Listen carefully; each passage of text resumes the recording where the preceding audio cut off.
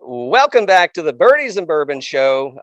If you're watching on YouTube or Instagram, you recognize the face. I'm sure you know the guy. You may know him as the Urban Bourbonist. You may know him as the executive director of Bourbon Charity. But Chris Blatner, how are you, sir? I am very well. Thanks for the introduction, and it's fun to be back with you guys. It's Absolutely. always fun to have you on, man. We've been enjoying watching the Fresh Pop series. So some pretty cool bottles that you got your hands on over there. So most of the bottles that I've seen, I don't think I've had any of them yet. So it's kind of cool to put a bottle with a label or a label with a bottle, but somebody that you can trust on their tasting notes, right? And kind of get a little feel or a test drive, if you will, before you go out and purchase. But enough about that, man. What's going on in your world? Well, it's been a busy last 6 months, really.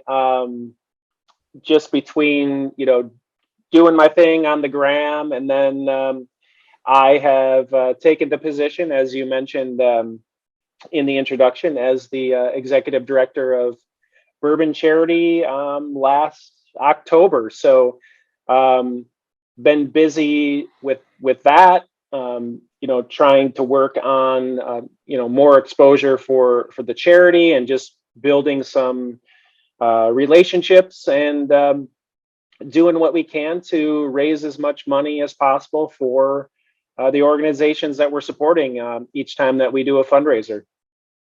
Yeah, sure. I took a little bit of a deeper dive into Bourbon Charity, knowing we were going to have this conversation. But for the folks that may not know, so again, you're 6 months or so into this thing, so probably enough to, which I think you were involved prior to. Yes. But maybe if you want to give us kind of a backdrop of, what is Bourbon Charity? What's it doing? Who's the money going to? What events are you having every year? Sure.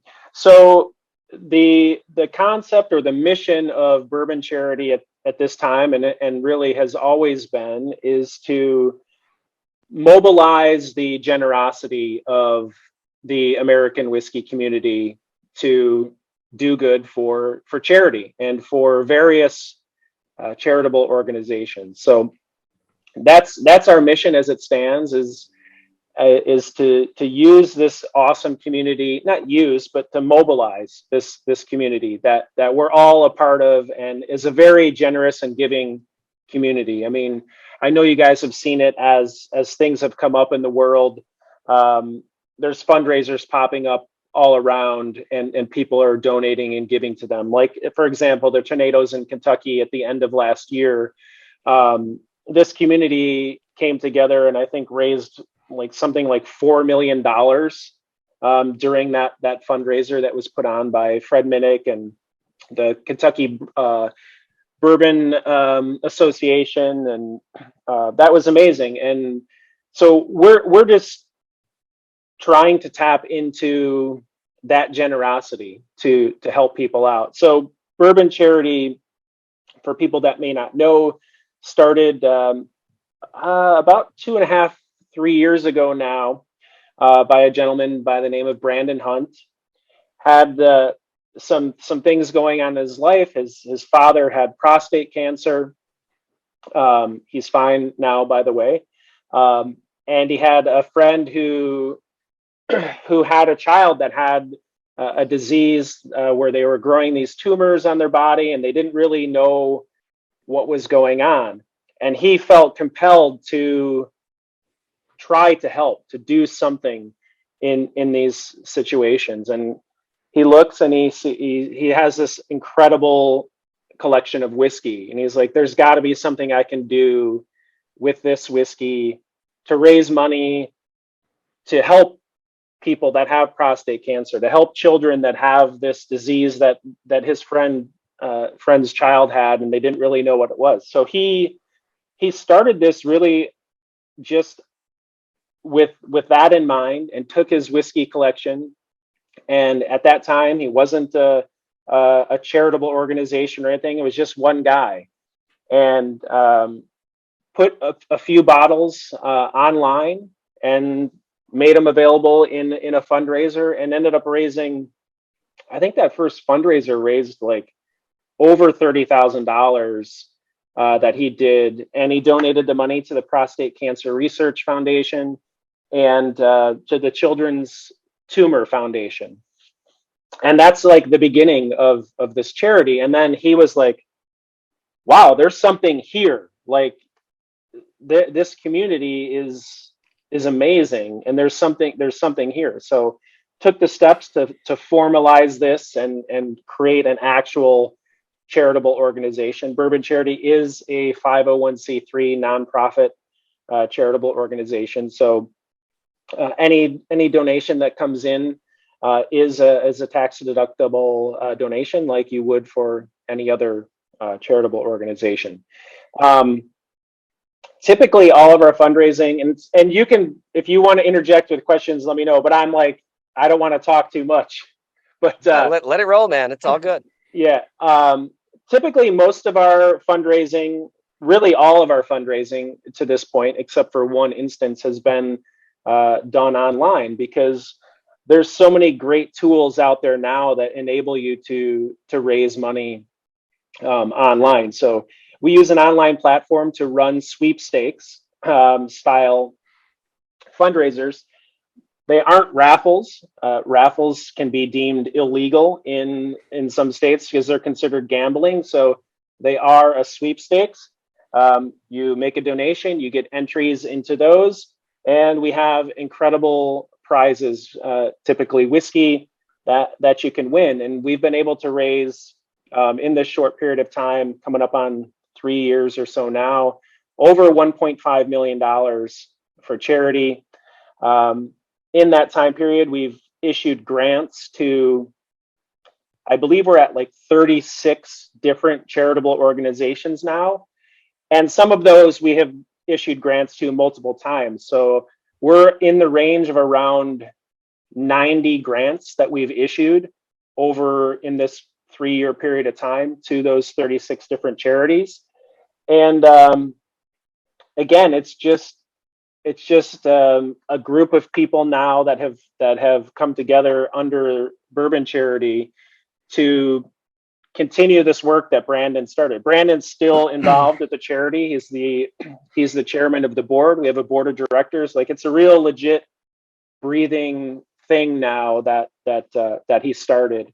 And I'm happy. I've been involved since the beginning. I saw Brandon like when he first started that first fundraiser, and I reached out to him right away and just said, "Hey, is there anything that I can do to help?" I was moved by what he was doing, and he just, at that time, he's like, it's just me, and if you can just help promote it and help spread the word, that would be great. So and then throughout the course of the last couple of years, I was an ambassador for the charity, and just really in the role of mostly promoting and making sure people were aware of the work that was going on. And Right. had the opportunity end of last year, Brandon and one of the board members, Charles Morrell, approached me and said, would you be interested in becoming the executive director and kind of steering this ship? And I jumped at the chance. I mean, if I can take any notoriety or anything that I've done in this space, in whiskey, and turn it into something that's good, then I mean, I think I've accomplished what I've set out to do.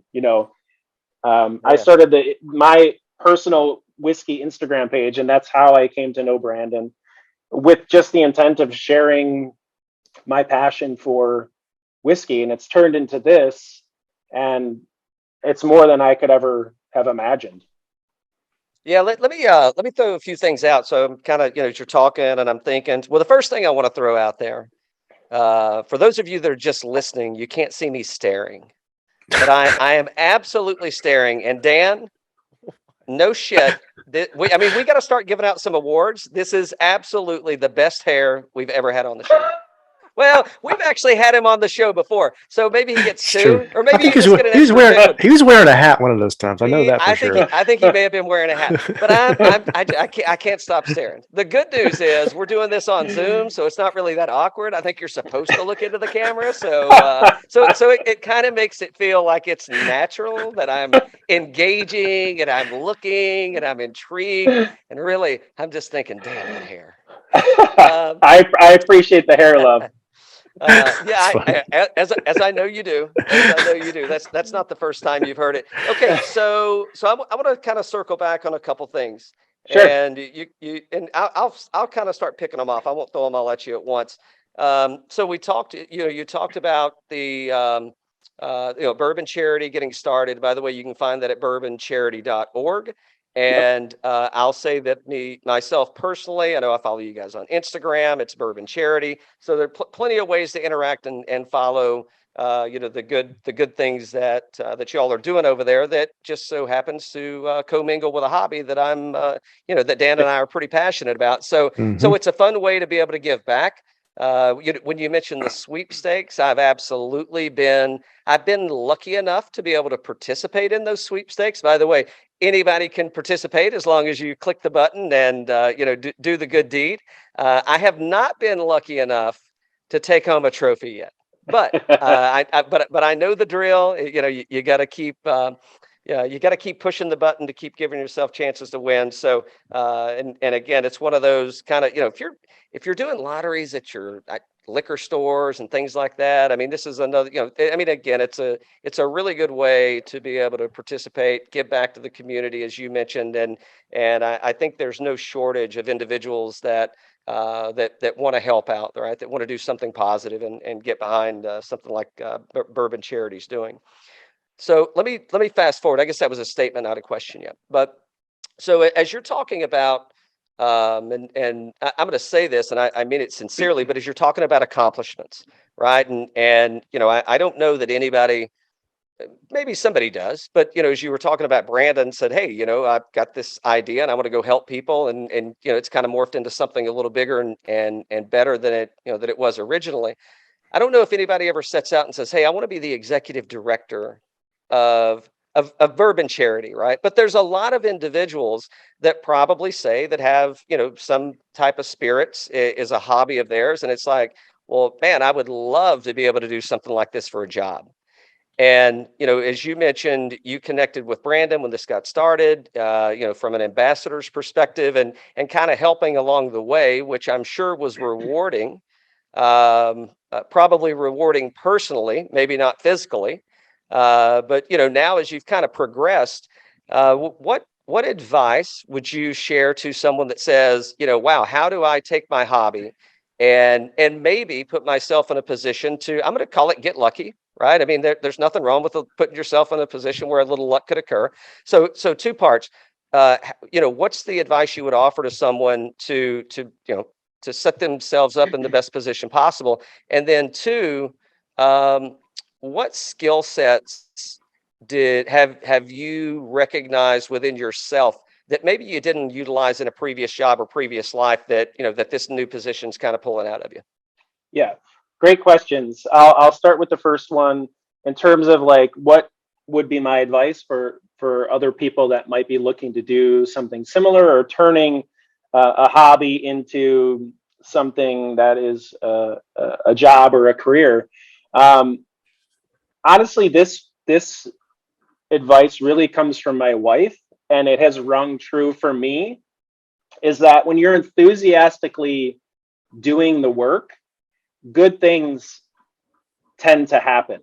So when you're out there and you're doing stuff, you're actually in everything. You're participating in the whiskey community. You're getting involved in the charitable aspects that are happening, and you're doing it enthusiastically. That people recognize, that people see that, and that draws people to you.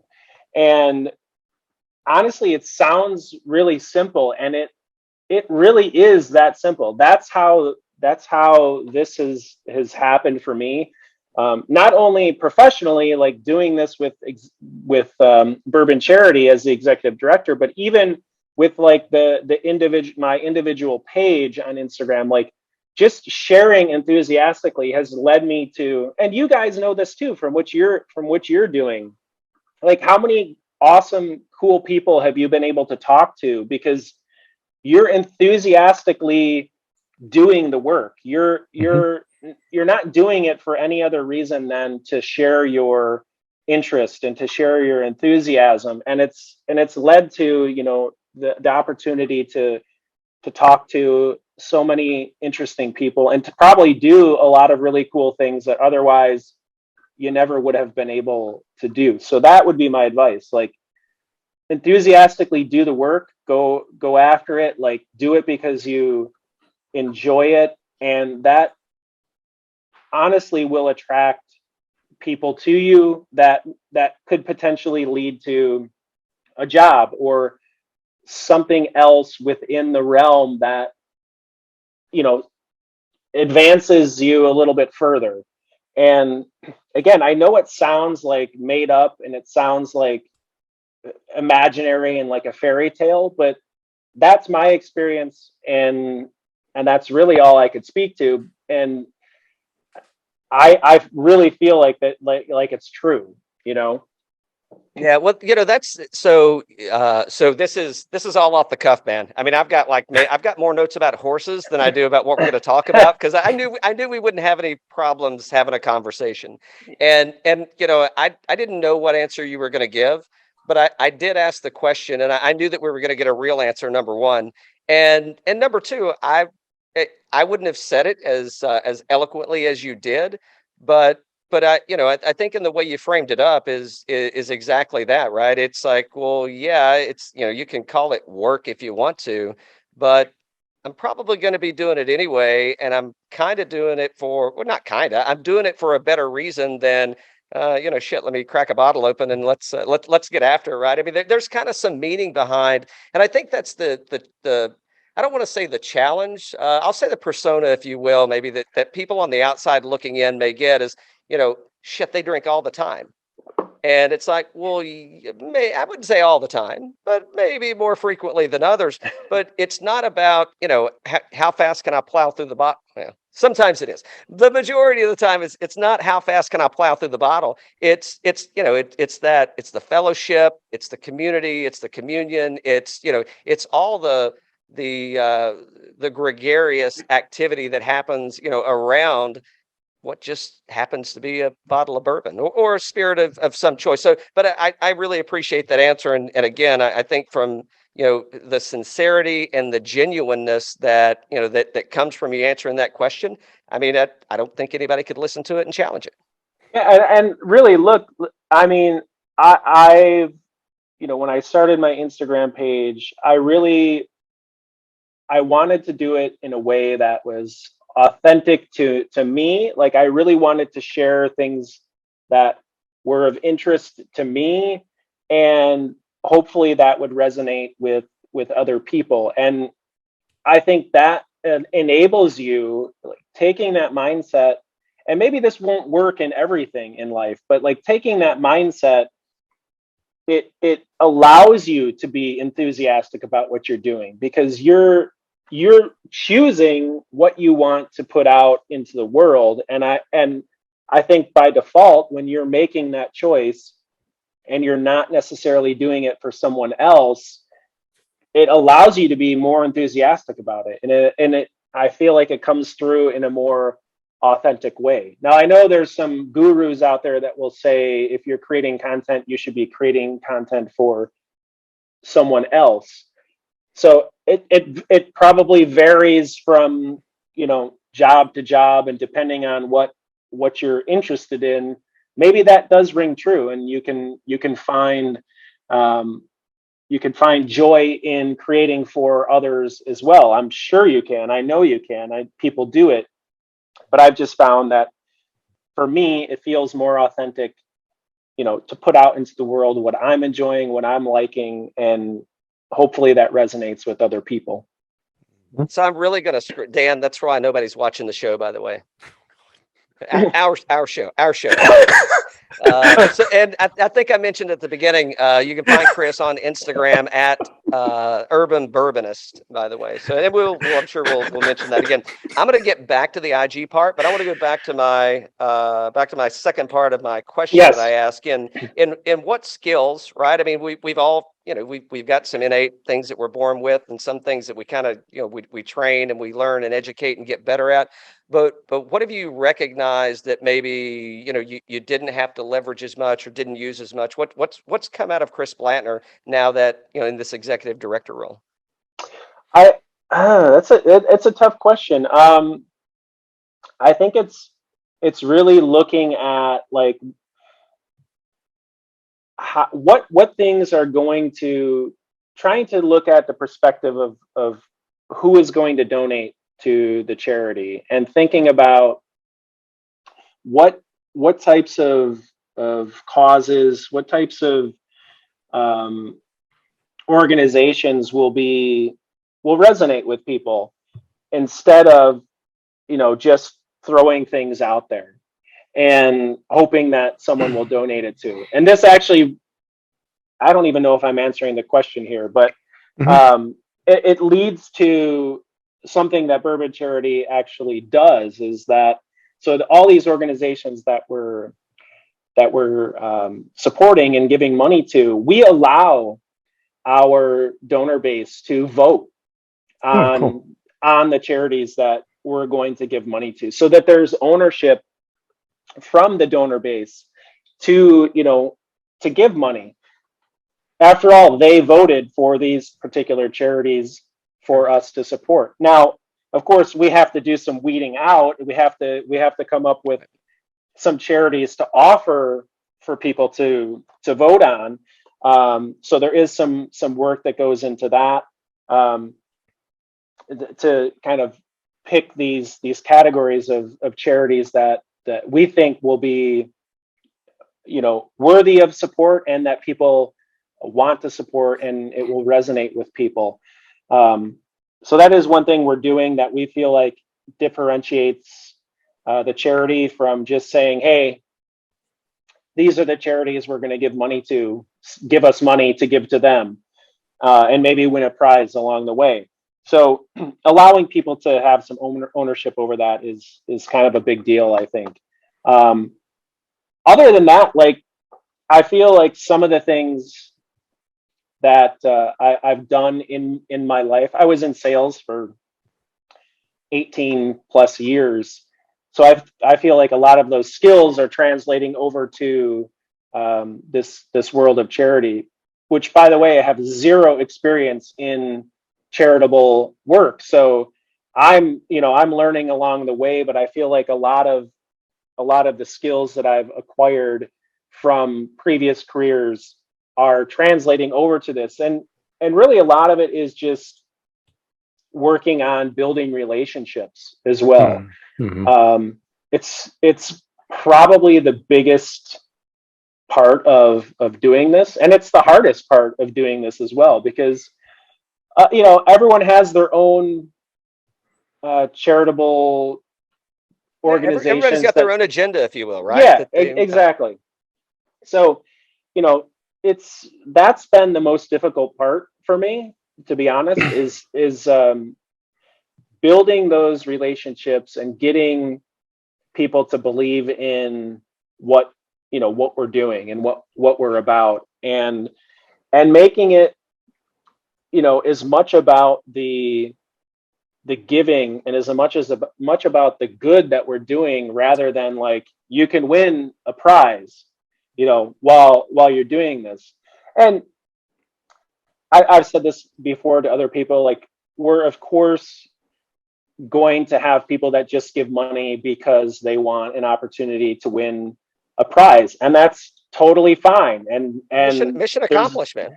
Yeah, there's nothing wrong with that, and we welcome those donors as well. But what we would like, but what we're trying to do is present the organizations that we're supporting in a way that like moves people to say, hey, I want to give to this. And if I win a prize, it's just, it's a byproduct of making the donation, and it's just a bonus.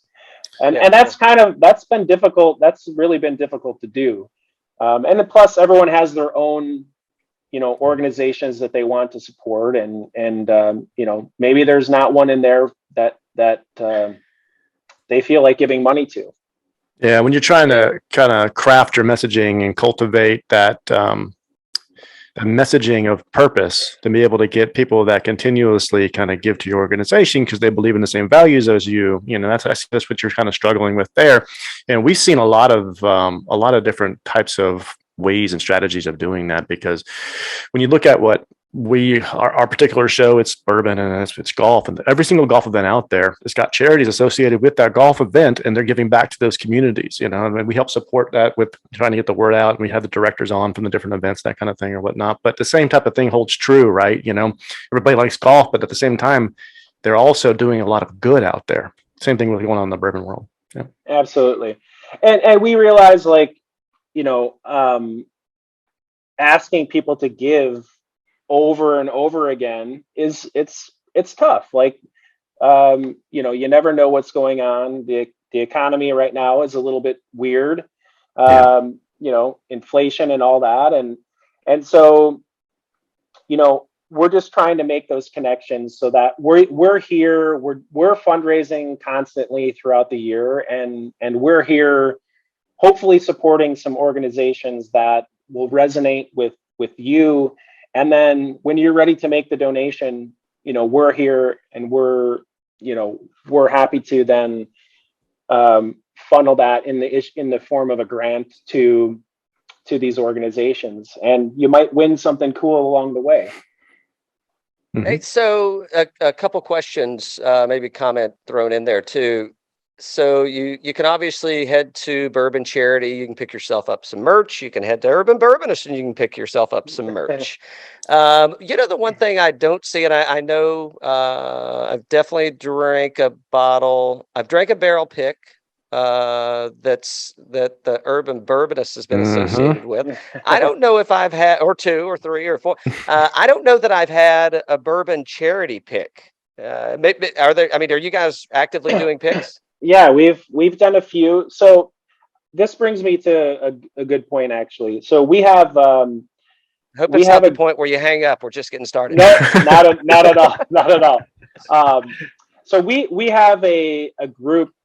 Let me back this up. Bourbon Charity is a 100% public donation charity, and that's very, very rare in the world of charity. If you give $1 to a charity, and there's nothing wrong with this, if you give $1 to a charity, that $1 is not going to the cause. A percentage of that dollar is going to whatever the cause is of that organization. But Bourbon Charity is a 100% public donation charity. So when we're doing a fundraiser like we are now, every dollar that comes in will go back out in the form of a grant. This time it'll be 5 equal grants to the 5 charities that we're supporting. And the reason why we're able to do that is because we have a group of monthly donors that are paying for the infrastructure, the overhead of Bourbon Charity, for all the costs associated with running the charity. And that group is called Bourbon Hood. It's kind of a play on Robin Hood. Mm-hmm. So they are contributing on a monthly or even a yearly basis to cover the costs of the charity. That way, when we raise money, we can issue all that money back out in the form of a grant. So to the point of the barrel picks, we've done several barrel picks, and we mostly make them available to that group of donors, because we're trying to offer them some value for being the monthly support that is enabling the organization to even be here, and then enabling us to be a 100% public donation charity. So those bottles don't really see the light of day other than to the group. So I think we have a close to 700 people that are donating on a monthly basis. Oh, wow. So when we do a pick, obviously, a barrel gone is going to, fast. a barrel is going to yield, maybe 200 bottles, and there's 700 people. So those go pretty quickly. We haven't done one in a while. We did one, I think the last one we did was last November. There just hasn't been any real opportunities for things that we've wanted to pick at this point. And also it's in the process. We're working on some things to enable us to maybe do something that's a bit bigger that would allow us to offer more things to the general public as well, like to the general donor base for people to buy. But it's tricky with, obviously with shipping and all that. We've partnered a couple of times on a couple of picks with Sealbox. And we're working on some other things in terms of being able to, because we're a national organization. We have donors from every state. We have members in Bourbon Hood from I think 30 plus states. So we're trying to figure some things out in terms of shipping, really, to be able to get these things out to people in a legal and responsible way. Right. So yes, that's the barrel pick. Yeah, would y'all ever work with so if I had a barrel club, right? And I'm like, I want to do a barrel, but I don't know how to do it, or I don't have access to do it, or I can't do it. Would you ever work with like a club to do? I mean, I know if you don't do it today. I'm just saying forward looking. I mean, is that if I said, hey, we want to donate all of our, maybe I want the barrel, and maybe I want a few bottles for myself because it's my club and whatever, but I'm going to donate all the funds to you guys. Yeah, and absolutely. I think it's definitely something we have thought about, and we would be open to. And even if, like, say you had a group there you're in Atlanta, right? Yeah. You had a group there and you said, hey, we'd like to partner with you and give the money to whatever charity. We could figure out a way to make that happen as well. Part of the issue. Yeah, because part of the issue, right, is, well, if I go pick the barrel and then I've got the liquor, I can't really sell the liquor because I'm not really, you get where I'm going, right? So, but maybe I want to have that experience and I want to be involved in that community, and I don't have a 501(c) to be able to go down that avenue. Is that, if that's something you guys would help facilitate, and I'm sure there's some scratch that you guys would, get somewhere along the way, right? If nothing else, in helping the community to be able to donate to, hey, here's our list of charities. Who do who looks good to you, right? So absolutely. And that's definitely something that we've thought about and discussed. And there's a lot of moving parts in all of this too, to make sure that it's all working the way that it's supposed to. Yeah. And I would like to mention, if people do want to join, take a look at Bourbon Charity, go to bourboncharity.org. Our fundraising page, where we do all of our online fundraising, is give.bourboncharity.org. And there will be a list of every single online fundraiser that we've ever done on there. And you can see the money that we've raised in every single fundraiser, what prizes were in each fundraiser. And you can sort the list by money raised. You can sort it by most recent. Check us out. And if you like what we're doing, join Bourbon Hood and become a member of that. That's a way to support us on a monthly basis, and also to get some of these other benefits like barrel picks. We're planning to do some other things with the group. We would like to do some in-person events that we make available only to that group to attend, and some things maybe in Kentucky with private tours of distilleries, and also events that would only be open to those members. So bourboncharity.org and bourbonhood.org are those two websites. And again, our fundraiser that's going on right now is the Mother's Day and Bourbon Derby fundraiser, we're calling it. We've got 4 days left until Mother's Day. Today's May 4th, so Mother's Day is May 8th. So it runs through Mother's Day. You can check that out. You can go to bourboncharity.org and click the link on there to go to the fundraising page. And there's some ridiculous whiskey on that page that you could win. We even have like an Xbox Series X on there that you can win. We've got some really cool like home spa packages, like one of those, like muscle, whatever you call those, Yeah, massagers Theragun or whatever. That may be the brand name, but yeah. Yeah. All kinds of cool stuff. And so if you make a donation, you get a chance to win all those prizes. So if you were going to win one of the bottles, let me back up. If you were going, if it doesn't work this way, but if it was you pick as you're drawn and you were drawn first, which bottle are you going for? I may be racking your, I don't know if you know everything that's in there, but with what you know that's in there, which bottle are you going for? So there's a old Mellow Corn doesn't count as an answer. There's 2 bottles of the Old Forester 117 series in there. Nice. 2 different. I can't remember. One's the High Angel Share. The other one I can't remember what it is.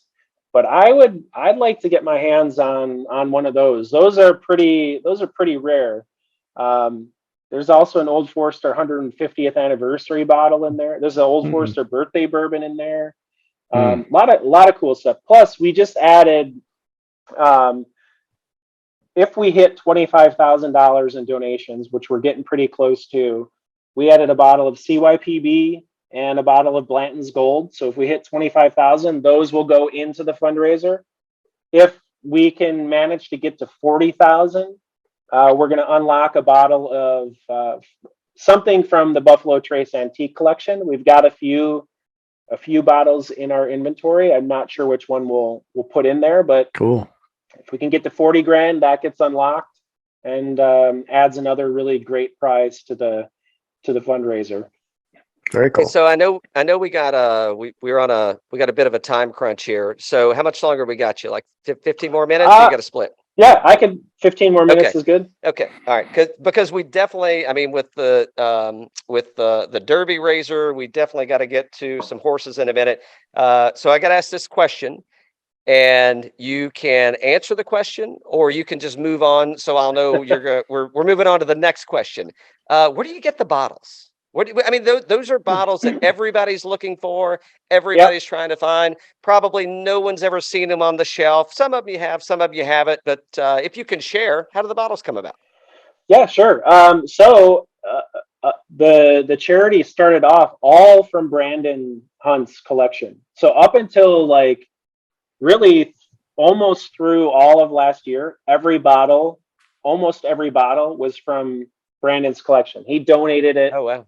To the charity. So he had an absolutely incredible collection of whiskey. So it was his personal collection, but some of the bottles have been donated from distilleries. So in this current fundraiser, I think everything, the birthday bourbon, the 117 series, there's a couple like rare distillery only Woodford bottles. Those were donated by Brown-Forman to this fundraiser. And then we did, for the first time, this is kind of one of my missions when I took over as the executive director, is to rally the community to donate bottles to the charity for us to use in fundraisers. So we did that. We started off 2022 with a bottle donation drive and a membership drive for Bourbon Hood, and we got 105 bottles donated from the community. So you'll see if you go to the current fundraiser, there's a few in there that were donated by individuals, and it will say, donated by whoever the person was. So we want to give some recognition to those people. We also offered, when we were doing that, like if you donated a bottle and you weren't a member of Bourbon Hood, we gave a free membership into Bourbon Hood for 1 year. And I didn't mention this before. If you are in Bourbon Hood, one of the perks is that when we do a fundraiser, like we do a sweepstake style fundraiser where there's the entries that you get free entries into each of the fundraisers. So depending on how much you're giving per month, you'll get a certain number of entries into each online fundraiser. So that's one way we've acquired bottles. The other way is making those relationships with distilleries to get the donations. So we've made a few of those. I mentioned Brown Forman. They provided a bunch of those Old Forester and a few of the Woodford bottles. And along the way, we'll have some more of those as well. So Castle and Key donated some really cool things to this fundraiser. A couple of their media kits that they sent out to media, they are in this. Yep. So it's got a bottle, a couple of glasses, coasters. Like, it comes in a really cool box. They donated some single barrel ryes that were distillery only. So yeah, that's where things are coming from. And we're going to need to rely a little bit more on our donors going forward, because as you guys know, and as you mentioned, like, these bottles are not easy to come by. Sure.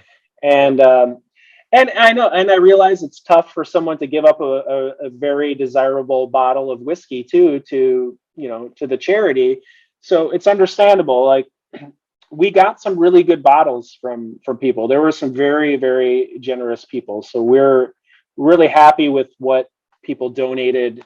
And, we will actually also, go out, and we have a budget. We can buy some things too, but again, it's not as easy as saying we can buy something if you can't find it. We're just regular people too. Like, no one's offering us an opportunity to buy a bottle of Pappy 20. Sure. So that's why when you buy one, you get two. Exactly. Replacement. Okay, so you want to plug Urban Bourbonist at all, or you want to get into the Derby? Yeah, you can find me at my personal page at Urban Bourbonist on Instagram. You can also find me now on TikTok these days. I took the plunge over there. Same thing, at Urban Bourbonist. I hope to eventually, at some point in time, get a newsletter out and start doing like a monthly newsletter, but that has been stalled since starting the Bourbon Charity thing. So yeah. Look me up there. I like I said before, I share things that I like, that I'm into, and I try to do thoughtful reviews and give my honest opinion on things. I do get criticized sometimes for always liking everything, but I like most whiskey. Like, there's very few things that I really don't like. I mean, there's a couple things on my page you'll see where I didn't really like something, but I try to keep it, upbeat, and I try to keep it positive. That's not to say that I'm only going to put out a positive review when I do one, but hey, whiskey tastes good. I like a lot of different whiskeys. Yeah, I'm on your side. It's got to be pretty damn bad for me to be like, yeah, I ain't drinking that stuff, and I probably wouldn't even be drinking it anyway. Like, I mean, Right. there's probably something about the bottle that I already know that I don't want to put it in the glass to find out that I'm going to be disappointed. Right. Yeah. You know the distiller, or who's making it, or who's repping it, or I mean, there's something, what's in it. There's something already there that probably says, it may not be my favorite. I may not run out and buy a case, but shit, this ain't bad. And a lot of times you find yourself in, I mean, we've all got lots of choices of things that we drink, but sometimes you get something and it's like, I would have never poured that. I mean, here's a good example. It's like, I would have never bought that had it not been in a, in a whiskey club. And I'm pouring it and I'm like, well, shit, it doesn't taste anything like what I'm drinking right now. But it's like, that's pretty damn good. I'm glad I came across it. So again, I think there's different experiences, different times, what mood are you in, what are you eating, what did you eat, different places. But yeah, I like it. I think it's great. As I mentioned, I think it's a good way to, what's it taste like, and have I heard of it, and do I need to go out and find it? So there you go. Okay, so I don't know if we promised or not. I promised myself. We haven't had a Derby show yet. We're going to keep it short. I've got 3 horses, actually Oh, boy. 4, that I want to talk about. Actually, I've got 17. There's only 20 gates. No. Just kidding. The Derby is going on. The Kentucky Derby is going on this week. I don't know how many running it is of the Kentucky Derby. 148. 148. Bourbon Charity is doing the Bourbon Derby fundraiser in collaboration with that, and with Mother's Day coming up on Sunday. So, Urban Bourbonist, you're the guest, man. You want to start, or you want me to start? I mean, I'll give you my pick for who I think is going to win it, but I don't know. I don't know much more beyond that. Okay, I got I'm, some notes. So who do okay. you like? And maybe I got some notes about who you like. So I like Messier. Is that how you pronounce the horse? His name? That's how I would pronounce it. I don't know if that's how you pronounce it. It could actually be Messiah. It could be.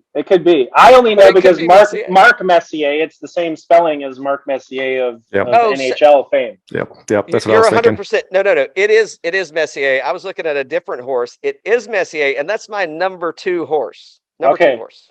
That's who I'm picking to win. So Messier is going to be in the 6th spot. The odds today are 8-1.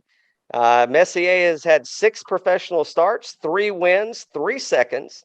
He came in 2nd at Santa Ana in April. Now, here's what I really like about him. So Johnny Velasquez is the jockey. Johnny Velasquez has 3 derbies under his 3 wins at the Kentucky Derby, and he's got 23 starts. So I think this is the reason. So I knew I was coming on here, so I did a little reading about the Derby, and this is the reason why I picked this horse. It was mostly because of the jockey.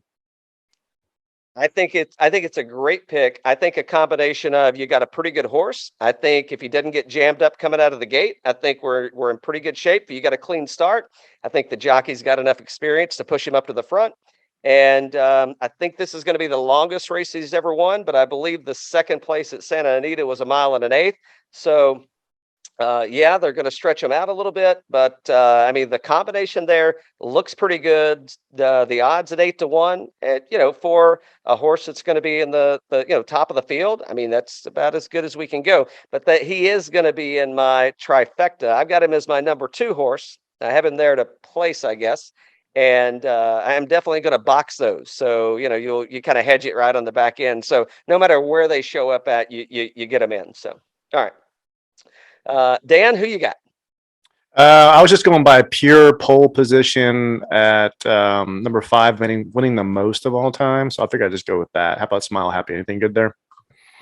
Smile Happy did not even make my long shot card, and I have nothing. And I didn't do any research on Smile Happy. So this probably means that Smile Happy is going to win. It's going to win. Yep. Dan just randomly picked the horse, and he's like, my lucky number is not 5. I'm going to go with 5, and the horse's name is Smile Happy.